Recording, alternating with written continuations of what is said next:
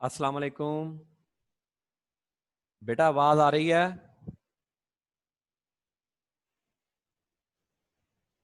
Please raise your hand ताकि मुझे confirm हो जाए कि आपको आवाज प्रॉपर आ रही है। 2 गवाहियां हो गई जी। चलें, ठीक है, thank you. Thank you, lower your hand please. अच्छा जी, पहला क्वेश्चन तो बेटा बड़ा से अब हमारा क्वेश्चन बैंक ही रह गया था, बाकी हमारा सिलेबस जो है वो कंप्लीट हो गया था। और इन दोनों चैप्टर्स का हमारा टेस्ट भी रहता है, और इन दोनों चैप्टर का टेस्ट आपका होगा जी। Today is 7। हाँ जी, आपका 13 अगस्त को जी, 13 अगस्त को आपका इन दोनों चैप्टर का टेस्ट होगा। नोट कर लें, ग्रुप में भी फेंक दें जी। ठीक है जी। एसोसिएट कंपनी जी describe the term associate company in accordance with the, वो एग्जैक्टली वही डेफिनेशन है जो हम पढ़ भी चुके, डिस्कस भी कर चुके, उसी का उसने क्वेश्चन दे दिया है। तो इसलिए इसको मजीद जो है वो डिस्कस करने की जरूरत नहीं है। अगर किसी का अभी भी किसी एसोसिएट कंपनी के बारे में कोई कंसेप्ट में कोई प्रॉब्लम है तो वो बेटा मुझे बता दे। तो काइंडली रेज द हैंड, कोई चीज समझ नहीं आई हुई है, क्योंकि ज़ाहिर आप 3 दिन बाद भूल जाते हैं। खैर अब तो हम ज्यादा दिन बाद मिल रहे हैं आपको। Let's see. और एनी पर्सन जिसको कोई सोशल कंपनी के बारे में कोई चीज पूरी डेफिनेशन नहीं, कोई पॉइंट समझ नहीं आ रहा, तो वो बता दें please. Raise your hand if anybody have any confusion about the associate companies, then you are going to raise the hand. No, सब सो रहे हैं। चलें, ठीक है जी। Next question, dividend restriction. Explain whether or not the following statement are in accordance with the provisions of the Companies Act 2017. Support your answer with the reasons. There is no restriction on the declaration of dividend, and the chief secretary may declare the dividend in the general meeting of the company out of the any kind of profit. अब आपको पता है, सबसे पहली तो ये statement गलत है। क्यों चीफ एक्टिव डिविडेंड डिक्लेयर नहीं करता? हमेशा बोर्ड ऑफ डायरेक्टर्स जो है वो डिविडेंड डिक्लेयर करते हैं, चाहे इंटरम हो चाहे फाइनल हो। सिर्फ इंटरम और फाइनल फर्क क्या है कि interim dividend dividend director declare करते हैं, डायरेक्टर अप्रूव करते हैं, जबकि फाइनल डिविडेंड जो है वो डायरेक्टर अप्रूव करते हैं। और जो है वो और जो हैं एजीएम शेयर होल्डर उसको अप्रूव करते हैं। ये इसकी रिस्ट्रिक्शन है। जो डिविडेंड डायरेक्टर ने डिक्लेयर कर दिया है वो उसे बढ़ा नहीं सकते, कम तो कर सकते हैं। और डिविडेंड जो है वो आपको पता है कि जो इमूल प्रॉपर्टी का सेल जब तक एडजस्ट नहीं होती उसके अगेंस्ट जो है वो डिविडेंड नहीं दिया जा सकता जब तक लॉस एडजस्ट नहीं कर लेते। बाकी आप रूटीन के आपके लॉस हो तो प्रॉफिट डिविडेंड कभी दिया नहीं जाता, प्रॉफिट्स हो तो डिविडेंड दिए जाते हैं। लेकिन अल्टीमेटली फ्यूचर जो है वो मामलात भी देखे जाते हैं कि आपको फ्यूचर इन्वेस्टमेंट की अगर जरूरत है तो आपने कोई ना कोई फंड मेंटेन करना है, तो फंड्स के उसको एक तरफ रख के फिर डिविडेंड के बारे में डिसीजन हमेशा किया जाता है।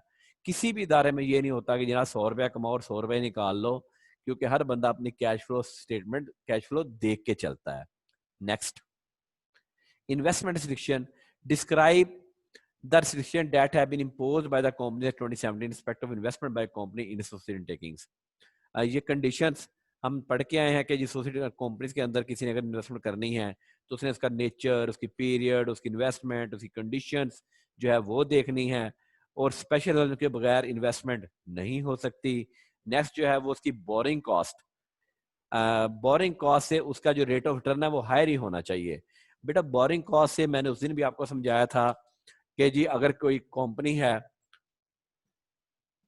एबीसी लिमिटेड और उसके पास 100 रुपया है, और 100 रुपया अगर वो इन्वेस्ट करती है इनटू बैंक में कहीं वो रखवाती है और उसको रेट ऑफ रिटर्न जब 10% मिलता है, तो वो कहती है एबीसी के बजाय मेरी एक एसोसिएट कंपनी XYZ लिमिटेड, उसके अंदर अगर मैं पैसे रखवा दूं तो मुझे 12% मिलता है, तो debt must be higher than this 10 that opportunity, फिर वो करे, वरना तो बैंक में रखना तो सेफ इन्वेस्टमेंट है। एक और काम क्या हो, एक और बोरिंग कॉस्ट की जरा कंसेप्ट समझ लें कि एबीसी ने लोन ले लिया, बैंक लोन ले लिया, बैंक लोन एबीसी ने लिया किसी वजह से, उसने 100 रुपये बैंक लोन लिया और 100 रुपए के ऊपर ये एबीसी कंपनी मार्कअप दे रही है 13% बैंक को। अब एबीसी लिमिटेड वो प्रोजेक्ट नहीं कर रही, लेकिन प्रोजेक्ट करना चाह रही है XYZ लिमिटेड। तो एबीसी के बोर्ड ऑफ डायरेक्टर समझते हैं कि यार ये जो 100 मिलियन हमारे पास पड़ा है ये XYZ को दे दें ताकि वो प्रोजेक्ट कर सके। अब उन्होंने 100 रुपए XYZ को दे दिया, तो क्या उससे सिर्फ रेट ऑफ रिटर्न 13% लेंगे? नहीं, debt must be might be the 14%, यानी कि बोरिंग कॉस्ट से उसका जो है वो रेट ऑफ रिटर्न ज्यादा होना चाहिए। Any question up to here? Any question up to here? ये बोरिंग कॉस्ट का कंसेप्ट मैंने दो तरह से डिस्कस किया, एक है आपके फ्री फंड्स हैं, एक है आपके बैंक्स में फंड्स लिए हुए हैं। एनी क्वेश्चन जी? जी मोहम्मद, कौन है जी? मोहम्मद उमर जी, मोहम्मद उमर। सर ये बैंक लोन वाली बात में फॉलो नहीं कर पाया। बेटा मैंने बैंक लोन एक कंपनी से बैंक लोन ले लिया, जब मैं बैंक लोन लूंगा कोई ना कोई मार्कअप दूंगा? बिल्कुल सर देंगे। बिल्कुल मार्कअप दूंगा ना। वो मैंने अज्यूम कर लिया कि मैं 13% मार्कअप दे रहा हूं, ठीक है। अब बैंक लोन मैंने किसी पर्पज के लिए लिया होगा ना, बिल्कुल सर। वो पर्पज मैं नहीं कॉम्प्लिश कर सका, मैंने वो प्रोजेक्ट मैंने कहा नहीं करना प्रोजेक्ट, लेकिन मेरे पास पैसे मौजूद हैं, अब मैं पैसों की कोई ना कोई यूटिलाइजेशन करूंगा। बिल्कुल सर करेंगे। मैं कहता हूँ ये वाले पैसे उठा के मैं अपनी सोसाइटी को दे दूं, ठीक सर। मैंने सोसाइटी को दे दिए, तो क्या मैं रेट 13% लूंगा मार्कअप उनसे? ज्यादा लूंगा ना मार्कअप, ताकि मैंने बैंक में भी 13% देना ना, ताकि मुझे भी तो 1-2% बच जाए ना। बिल्कुल सर बिल्कुल। समझ गए? मैं दिस समझ गया सर, इज मैं आल्सो समझ गया। कंसेप्ट ऑफ द यानी कि बोरिंग। अगर आपके पास जी जी बोलिए यानी कि बोलिए। अगर हमारे पास एबीसी के पास अगर इक्विपमेंट जो है इक्विटी पड़ी है तो वो कम से कम 10 से ऊपर देगा। हाँ जी, अगर वो 10 से जो मेरा बैंक का रेट, जो बैंक में पैसे रखने की वजह से मुझे जो रेट ऑफ रिटर्न आता है उससे ऊपर देगा। अगर मैंने लोन लिया हुआ है, लोन लेके मैं अगली दूसरी कंपनी को दे रहा हूं, तो जो और मुझे बढ़िया मार्कअप सर। देना पड़ा उससे ज्यादा ही लूंगा ना। बिल्कुल सर ज्यादा लेंगे आप। ठीक है, ये कंसेप्ट है। मैं समझ क्लियर? क्लियर हो गया सर। चलें नेक्स्ट आ जाए जी। Payment of dividend.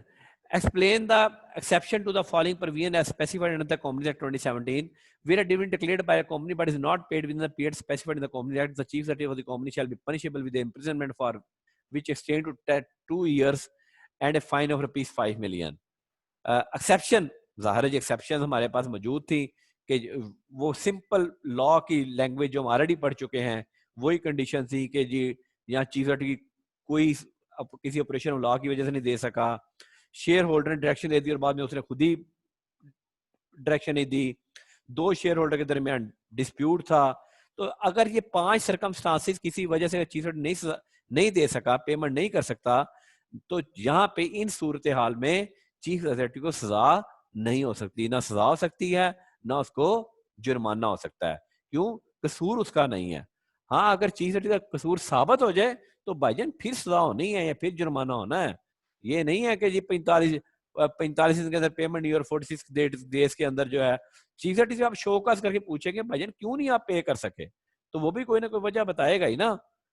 तो that is a exceptions not to be paid dividend within a specified time from the date of declaration. Any question ji?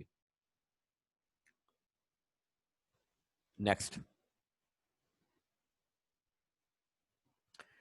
The board of directors of the Dinar Limited has been recommended a final dividend 100% for the year June 30th X3, just a week after the notice of the AGM has been dispatched. The company suffered the huge losses due to the certain anticipated events and incurred the heavy liabilities. The company is now considering the following option: reducing dividend to 25%, deferring the payment of 75% dividend for the 6 months. अब ये option क्या है भाई? Reduce तो आप कर सकते हैं लेकिन आप डेफर नहीं कर सकते, क्योंकि जब आपने डिक्लेरेशन कर दी, अगर अप्रूवल हो गई तो फिर तो आपने विद इन 30 डेज के अंदर पेमेंट करनी थी ना। हाँ, ये इसकी जरा डेट्स देखें कि अक्टूबर 5 अज्यूम कर लें, अक्टूबर 5 को नोटिस चला गया, notice of AGM, notice of AGM. जब नोटिस ऑफ एजीएम किया तो उसमें बताया गया कि बोर्ड ऑफ डायरेक्टर्स ने डिक्लेरेशन ऑफ डिविडेंड किया है, जो कि दिया जाएगा एजीएम में अप्रूवल के बाद। एजीएम हो रही है जी 6 अक्टूबर 28 को, 2019 को एजीएम हो रही है जी। जिस दिन अप्रूव हो जाएगा इस दिन फिर इसके बाद उसकी पेमेंट स्टार्ट हो जाएगी। अब इस पीरियड के दौरान फैक्ट्री फायर हो गई। जब फैक्ट्री फायर होगी तो प्रॉब्लम आ गया, तो फिर आप कह सकते हैं कि हाँ जी जनाब 100 रुपए का डिविडेंड जो है वो 25% पे ले आया जाए। इवन यू कैन के 0 कि डिक्लेरेशन डिविडेंड कर दिया और शेयर होल्डर ने अप्रूव नहीं किया, यह भी हो सकता है। Any question?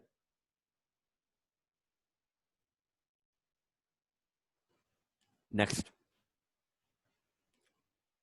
Hamza Anjum ji. Hamza sir. जी जी बोले हैं। Sir if you don't mind can you please upload, sir if you don't mind can you please upload today lecture? हो जाएगा हो जाएगा सर आज घर में अच्छा lecture thank you sir. Sir घर में काम हो रहा था। काम ठीक, आज का लेक्चर अपलोड करना ठीक है, ठीक कोई बात नहीं। चलें जी नेक्स्ट चलते हैं जी। Investment in the associate company Ironside Limited IL owned the 51% voting shares in the Snow Limited and 52% voting shares in the Flipper Limited. SSL जो Snowstorm है intends to make investment of ₹200 million in FPL under the provision of the company that state the type of relationship in which it exists. SSL and PPL दोनों ज़ाहिर है under common management control है और वैसे भी share holding है, तो भाईजान वो एसोसिएटेड कंपनीज हैं। Describe the conditions that must be fulfilled before making investments. Almost वही सवाल है कि जनाब स्पेशलाइजेशन होनी चाहिए, रेट ऑफ रिटर्न बताना है और बोरिंग कॉस्ट से लेस नहीं होनी चाहिए, और जो है वो उसकी एग्रीमेंट भी आपने रीपेमेंट स्केड्यूल भी देखना है। और एक्सेप्शंस क्या हैं? एक्सेप्शंस आपको पता है कि इन्वेस्टमेंट, ये भी आपका वो किताब में से सवाल है कि अगर आपका वो नंबर ऑफ डेटर्स आपके पूरे नहीं होते तो आप किसी और के नाम का शेयर रख सकते हैं, या आपने क्वालिफिकेशन शेयर रखने के लिए डेटर्स के लिए तब भी आप किसी और के नाम पे शेयर जो है वो रख सकते हैं। और जो है वो आप या आपने आपकी कंपनी जो है वो सेंट्रल डिपॉजिटरी के नाम पे आपके शेयर रजिस्टर हों तो तब भी इन्वेस्टमेंट किसी और के नाम पे रख सकते हैं। एग्जैक्टली बुक की वही पैरा दरमियान में से बुक का पैरा उठा के तो आपका क्वेश्चन पूछा गया है। अगर हम देखें तो बेटा अगर आप क्वेश्चन देखें तो बज़ाहिर ये केस स्टडी लगता है ये केस स्टडी, लेकिन है ये बुक का ही मटेरियल आपने लिखना था। सिर्फ आपने जब बुक का इस तरह कोई आ जाए, केस स्टडी आ जाए, तो बेटा जो केस स्टडी के अंदर जो नाम लिखे जाते हैं लाइक आयरनसाइड लिमिटेड या SSL, तो आपने वो जरूर जो है वो आपने मेंशन करने हैं कि आप स्टार्ट भी वहां से करें, और जो आपने उसका मिड पैरा है वो आपका सिलेबस कैसा आएगा, और आखिर पे आपका क्लोजिंग भी विद नेम के ऊपर आप क्लोज कर सकते हैं। Next, interim dividend. On July 1st, 2015, the directors of the Clove Engineering Limited, a listed company, declared an interim dividend of ₹5 per share.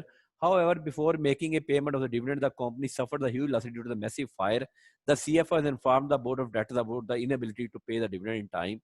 Under the provision, what interim dividend deemed to have been declared by the CL, the consequence of not payment, the circumstances under which the CL may not be responsible to pay the dividend. फिर बात कर लें, अब यहाँ पे आप सवाल देखें, सिर्फ अगर मैं ऊपर के सवाल को भूल जाऊं वक्ती तौर पे क्या लिखा है, सिर्फ इतना सवाल पढ़ूं तो बेटा ये केस स्टडी नजर नहीं आती। बच्चा जब सवाल पढ़ना शुरू करता है तो वो समझता है केस स्टडी है। कंपनी लॉ में actually M law is different than the company law. M law में बहुत वो ट्रिकी बात का केस स्टडी पे चला जाता है, यहां पे वो केस स्टडी पूछता है लेकिन किताब के अंदर आके पूछता है। अब मैं अगर ये सवाल ना दूं तो ये सारे का सारा सिंपल क्वेश्चन है, सिर्फ ऊपर देख के उसने उसी सवाल को सिनेरियो बना दिया, और नीचे अगर आप सोल्यूशन देखते हैं तो एग्जैक्टली सिंपल आपने वही लिखना है जो आपने किताब के अंदर है। सिर्फ आप मैक्सिमम और क्या कर सकते हैं, आप उसको director of the clove limited लिख सकते हैं कि जी स्टार्ट पैरा इसी में से आप बना लें कि डायरेक्टर ने क्लोव लिमिटेड ने जो है वो डिविडेंड डिक्लेयर किया है, and the interim deemed have been declared by CL on. यहाँ पे आप मैक्सिमम अगर आपने मजीद इसको एलैबोरेट करना है तो यहाँ पे आप सीएल का नाम दे सकते हैं। नेक्स्ट, ये वही सर्कमस्टांसिस, सवाल रिपीट हो रहा है बेटा, एग्जैक्टली क्वेश्चन वो रिपीट हो रहा है, इसलिए मैं भी इसको रिपीट नहीं करूंगा। नेक्स्ट, बुक्स ऑफ अकाउंट्स, मेरा डिविडेंड पोर्शन खत्म हो गया। ये books of accounts for SQL private limited is wholly owned subsidiary of a foreign company and has registered office in Karachi. List of the books of accounts of the company is required to be maintained. ये कौन कौन सी books of accounts maintain करनी है भाईजान, आपको पता है कि जी उसके एसेट्स हैं, उसके लायबिलिटीज हैं। State the conditions with the directors shall be required to comply with if they want to keep the books of accounts SQL limited factory located in Peshawar. अगर आपने हेड ऑफिस में बुक्स रजिस्टर ऑफिस में books maintain नहीं करनी, किसी और जगह में मेंटेन करनी है, तो जाहिर है आपको फिर इजाजत लेना पड़ती है, आपको इंटीमेट करना पड़ता है कि रजिस्टर्ड ऑफिस पे कि आप किताबें रजिस्ट्रार को आप इन राइटिंग नोटिस देंगे with in 7 days of the decision कि हम किताबें अपनी रजिस्टर ऑफिस में मेंटेन नहीं कर रहे, हम किसी और जगह पे मेंटेन कर रहे हैं। अच्छा, यहाँ पे मैं थोड़ा सा इसने मैं समझता हूँ कि यहाँ पे इसको एलैबोरेट ज्यादा नहीं किया गया। यहाँ पे अगर आप बुक्स ऑफ अकाउंट्स वाला खोल लेंगे तो यहाँ पे वो 4 उसने चीजें कही हुई हैं जी, all assets of the company, liabilities, profit loss, वो 3-4 पॉइंट लिखे हुए हैं। मेरे हिसाब से यहाँ पे वो 4 पॉइंट्स भी ऐड होने चाहिए। एनी क्वेश्चन जी, एनी क्वेश्चन? नहीं जी, चलें आगे चलें जी। रजिस्ट्रार,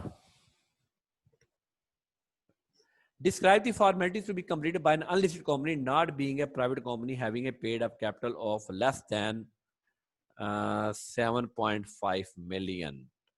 अच्छा, ये सवाल ना ठीक होने वाला है, ये सवाल ही गलत है। इसको आप बेटा कर लें 10 मिलियन। ये 7.5 मिलियन पुरानी बात थी, ये आई कैप जो है वो इसको सवाल को चेंज नहीं कर सका।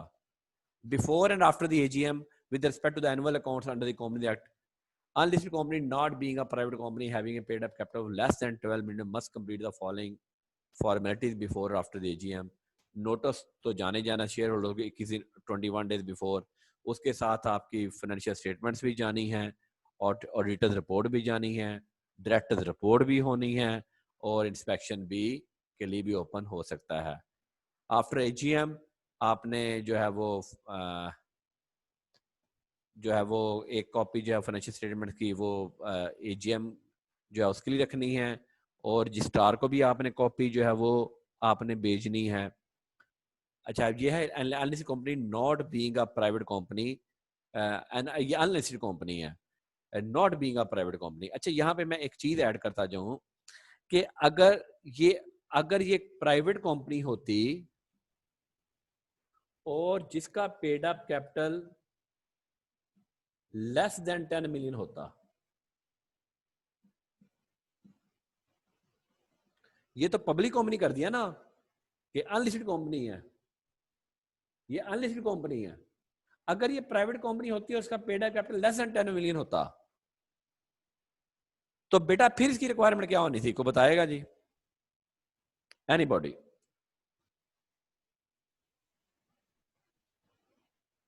नुमान अदरीस जी। नुमान, एससीसीपी को रिक्वायर्ड नहीं होनी थी लेकिन ऑडिटर रिपोर्ट में, हाँ ऑडिट होना था, लेकिन फाइनेंशियल स्टेटमेंट आप एससीसीपी आपको फाइल करने की कंडीशन नहीं थी, नहीं होनी। ठीक है, क्योंकि ये वाला सवाल कौन सा अनलिस्टेड कंपनी का है, इसलिए इसने यहाँ पे सिर्फ इसको फाइनेंशियल स्टेटमेंट फाइल करना जरूरी है। जरूरी है। चलो ठीक है, शाबाश, याद है, बड़ी कमाल हो, अच्छी बात है, शुक्र आपको याद है। चलें जी आगे चलें जी, नेक्स्ट। अच्छा एक पीछे ये जरा, अच्छा अगर ये कंपनी होती सेक्शन 42 की, एनीबॉडी?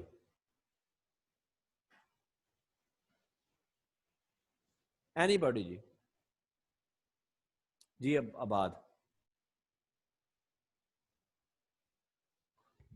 सेक्शन 42 वाली कंपनी के लिए फाइल करना जरूरी है। हाँ उसके लिए भी फाइल करना जरूरी है, ठीक है ठीक है, ओके। अच्छा जी अगर ये कंपनी होती प्राइवेट कंपनी होती और उसका paid up capital less than 1 million होता, देन नहीं। अब कोई और आए जी, अबूदर आसिफ। सर फिर ऑडिटर रिपोर्ट भी रिक्वायर्ड नहीं है। फिर अब ऑडिटर रिपोर्ट भी रिक्वायर्ड, लेकिन अकाउंट फाइल करने हैं। जी सर। हाँ यहाँ पे ये जरूरी है कि ऑडिटर रिपोर्ट रिक्वायर्ड नहीं है, लेकिन अकाउंट फाइल करना है, and that is signed by the chief executive and director. Directors. लो जी ठीक हो गया, शुक्र है जी आपको थोड़ा बहुत याद है। आगे चलो जी, next question. Describe the contents of debtor report to be tied with the balance sheet of a public company as specified under the। जब पब्लिक कंपनी की बात हुई बेटा, फिर कंप्लीट जितने भी डेट रिपोर्ट के कंटेंट्स हैं वो सारे के सारे आने हैं। और अगर प्राइवेट कंपनी की बात होती तो अगर आप डेट रिपोर्ट का सेक्शन खोल लें तो फिर सिर्फ पहले 3 पॉइंट आने हैं। कोई बंदा डेट रिपोर्ट ओपन करेगा जी? आप में से डेट रिपोर्ट जो आपके पास बनी पड़ी है उसको याद रहे, इधर खोल देते हैं। मैं 1 मिनट आपको, मैं सवाल आपको 2-3 तरह से बता दूं, जरा ये 1 मिनट जरा।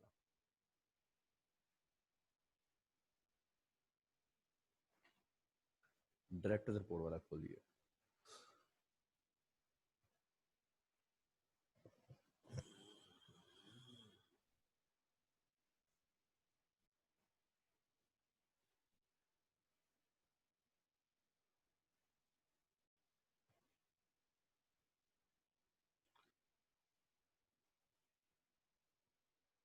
ये तो हमला है, चलो रुको रुको, ऐसे अगला चैप्टर है।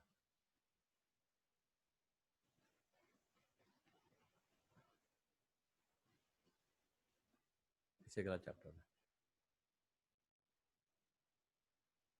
हाँ बस यही है, चलते जाओ,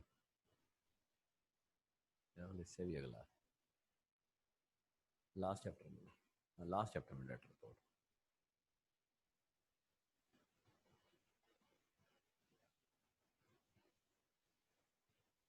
हाँ ये बस बस बस बस ऊपर ही है, ऊपर ही है। अच्छा ये जरा बैठे बेटा देखे जरा इसको ऊपर करिए। अगर आपको सिर्फ 2 या 3 नंबर का सवाल आए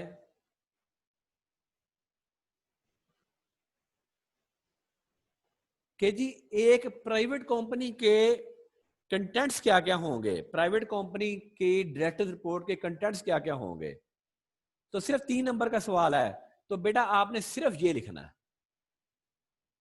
सिर्फ ये 3 पॉइंट्स लिखने हैं।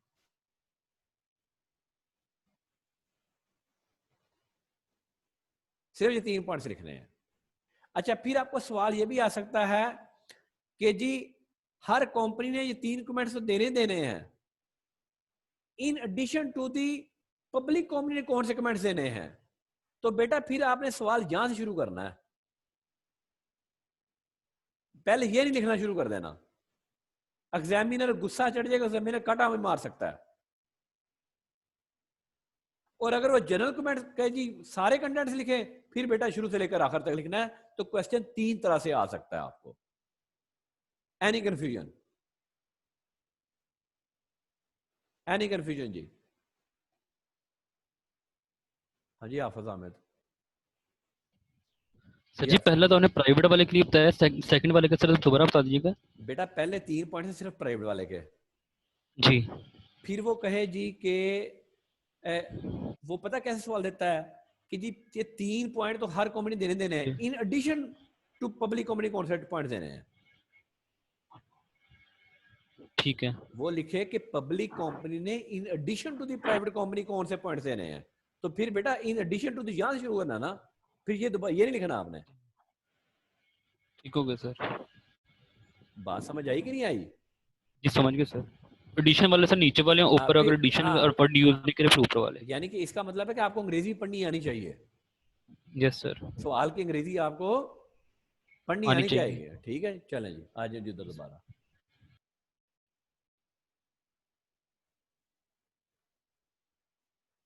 आगे चलें। Signing off the financial statements आपकी बेटा एक चीफ एग्जीक्यूटिव और एक डायरेक्टर ने साइन करनी है। अगर एक चीफ एग्जीक्यूटिव बाहर होगा तो 2 डायरेक्टर ने साइन करनी है। और डिटेल्स रिपोर्ट की भी बेटा आपकी साइन होती है, बाकायदा डिटेल्स रिपोर्ट पढ़ के भी सुनाई जाती है। डिटेल्स रिपोर्ट के ऊपर चार्टर्ड अकाउंट जो होता है वो पार्टनर इंचार्ज साइन करता है। और डिटेल रिपोर्ट की आपको साइनिंग भी बता दूं कि एंगेजमेंट पार्टनर बाकायदा बेटा फिक्स होता है। एंगेजमेंट पार्टनर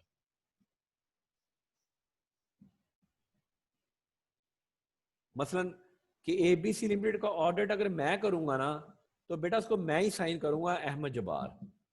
XYZ लिमिटेड के अगर जुनेसा एंगेजमेंट पार्टनर है तो वो जुनेद सुबहानी साइन करेंगे। इसकी तमाम बातों का जिम्मेदार मैं हूं। ऑडिटर्स रिपोर्ट पे कोई गलती है तो मैं पकड़ा जाऊंगा। तो ये जो है XYZ में अगर जुनेद साहब ऑडिटर्स रिपोर्ट दे रहे हैं तो यहाँ जुनेद साहब जिम्मेदार है इसके। फर्म को कुछ नहीं होता। जो एंगेजमेंट पार्टनर होता है dead person responsible for the report. आगे चलें।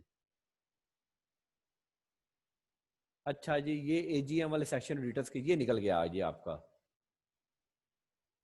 ये no need for this section जी। आगे चलें। अच्छा ये खत्म हो गया, ये बेटा खत्म हो गया। लो जी, पास पेपर्स हम कल डिस्कस करेंगे जी। पास पेपर्स कल डिस्कस करके इंशाल्लाह ताला कल एलिमिनेट हो जाएगा इंशाल्लाह ताला जी। ले जी, स्टे ब्लेस्ड जी, अल्लाह हाफिज जी।